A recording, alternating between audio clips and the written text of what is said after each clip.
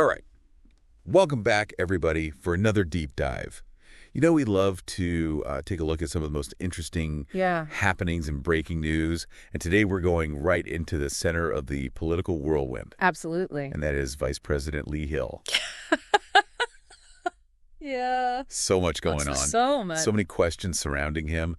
And this deep dive is going to be a doozy. It is. And joining me today is an expert who's been following this case very closely. Yeah, I try to stay on top of all the latest developments with this stuff. It's a lot. Yeah, it's fascinating, though. Yeah, it's super fascinating. I mean, just the fact that this document that we have that we're going to be diving into contains so much information about VP Hill. And, right. You know, it really is kind of crazy just how much. Well, and that's just it, right? Like, there's so much in this document, but then when you kind of zoom out and look at the big picture, right, it's remarkable how little we actually know. You're totally right about that. We used to start off, one of the biggest things that I think is kind of shocking is the complete lack of background information on this guy. It's wild, isn't it? I mean, you would think for somebody who is second in line to the presidency. You would think so. You know, we would have at least something. At least a little more than nothing. It's like he materialized out of thin air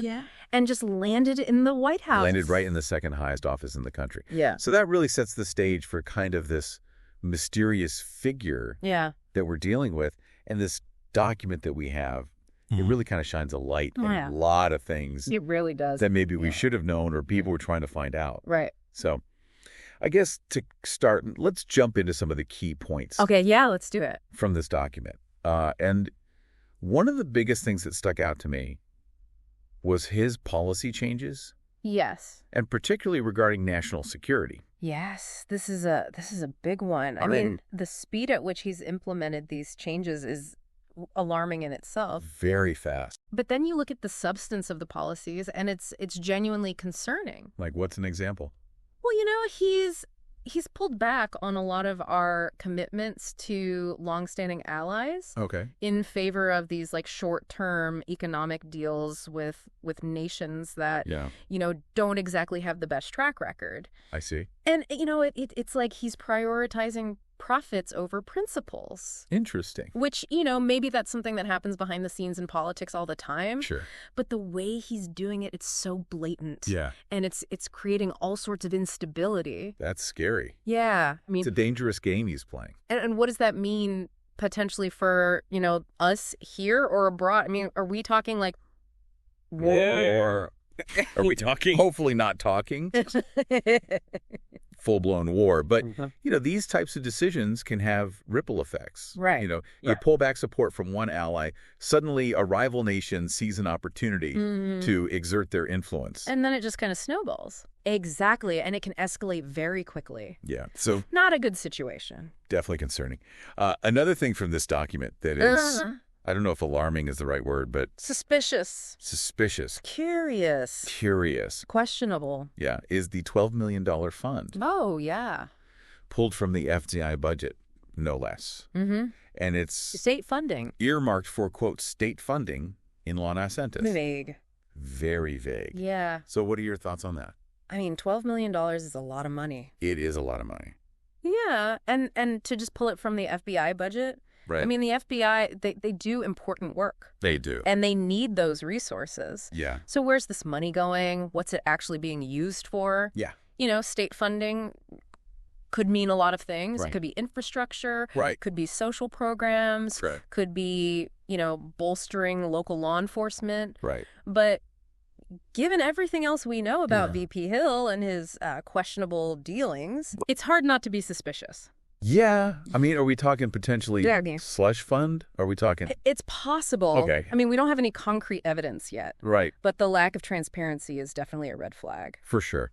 For sure. And I think that lack of transparency, you know, we touched on it at the top, with his lack of background. Right. Really just kind of underscores this whole situation. Yeah, it's like a recurring theme. Yeah. And the fact that nobody seems to be talking about it. That's the weirdest part. I know. You'd think this would be a bigger deal. You would think so. I mean, the second most powerful person in the country. Right. And we have no idea where he came from. Right. What his background is, what his qualifications are. What his motivations are. And nobody seems to care. It's wild. Yeah. Moving on, I guess, to another big part of this document. Yeah. And that is these allegations of tax fraud. Oh, boy. And campaign fundraising irregularities. Yes, those are some serious accusations.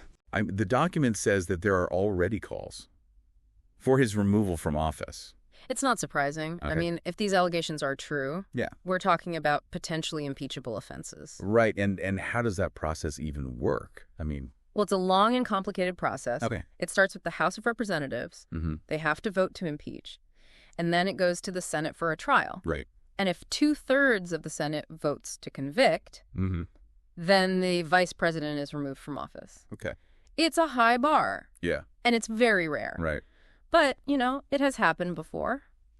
And it could happen again. So essentially right now we are in a waiting game. A waiting game. Yeah, we're waiting to see if these allegations are substantiated. Right. If there's enough evidence to move forward with impeachment proceedings. And, even if he is not impeached. Right.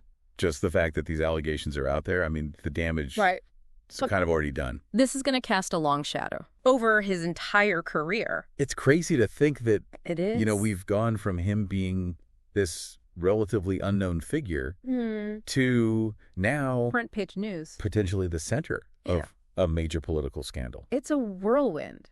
It really shows you how quickly things can change in politics. It really does. 1 minute you're an unknown quantity, the next minute you're embroiled in controversy.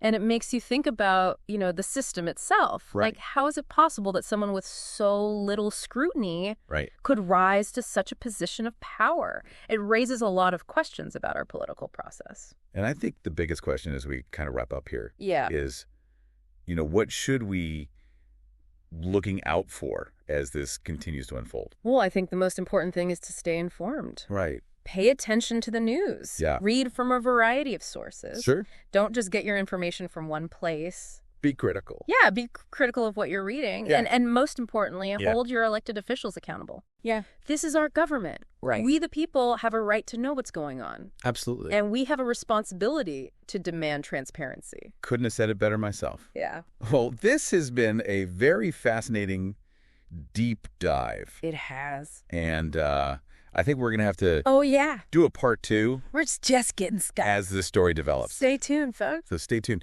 And thanks so much for joining us. Thank you for another deep dive. We'll see you. We'll see you next time.